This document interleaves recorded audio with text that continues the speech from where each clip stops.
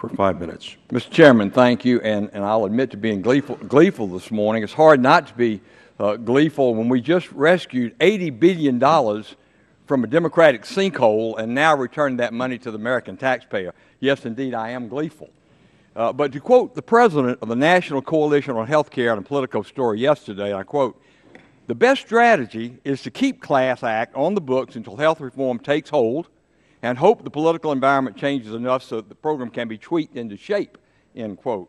That, frankly, sounds like a recipe for disaster. Mr. Chairman, when a pharmaceutical drug does not work as intended, it isn't kept on the market with the hope that one day it might be tweaked. It's recalled, plain and simple. And this class program is not unlike a defective drug, and its repeal is a necessary step toward successful long-term care reform, and I agree with Ms. DeJette on that. Class does not work. The administration cannot fix it without massive taxpayer bailouts, and as long as it survives and it's still on the books, it's a threat to the current entitlement programs, and especially to Medicare. Additionally, a congressional report released last month on class presents evidence that former Senator Kennedy's senior staffers and administration officials ignored CMS actuary Rick Foster's repeated warnings on the insolvency of the program.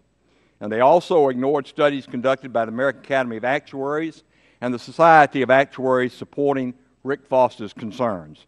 According to the report, the Kennedy staff response was, quote, "Decide she does not think she needs additional work on the actuarial side," and then allegedly told administration staffers she had a score from CBO on class that was actuarially sound.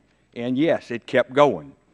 1 month later, Richard Frank, Deputy Assistant Secretary for Planning and Evaluation at HHS, stated publicly that we in the department have modeled class extensively, and we're entirely persuaded that financial solvency over the 75-year period can be maintained.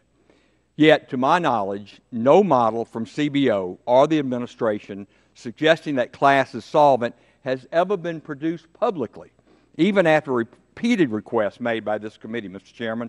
That is simply unacceptable. If the warnings of CMS actuary were ignored, this committee and the American public need to know why they were ignored. We simply cannot afford to let this administration hide behind any backroom deals and secret handshakes any longer. Mr. Chairman, I believe that this committee must continue to seek the truth from the Obama administration on the economic modeling used to sell us on the Class Act in Obamacare, and indeed on the entire bill that was sold to the American people. And further, I would once again call on this Congress, pass H.R. 1173, a bill that my good friend and fellow physician, Dr. Bustani, has introduced to repeal the Class Act. And Mr. Chairman, with that, I'd like to yield the balance of my time to my colleague from Tennessee, Ms. Blackburn.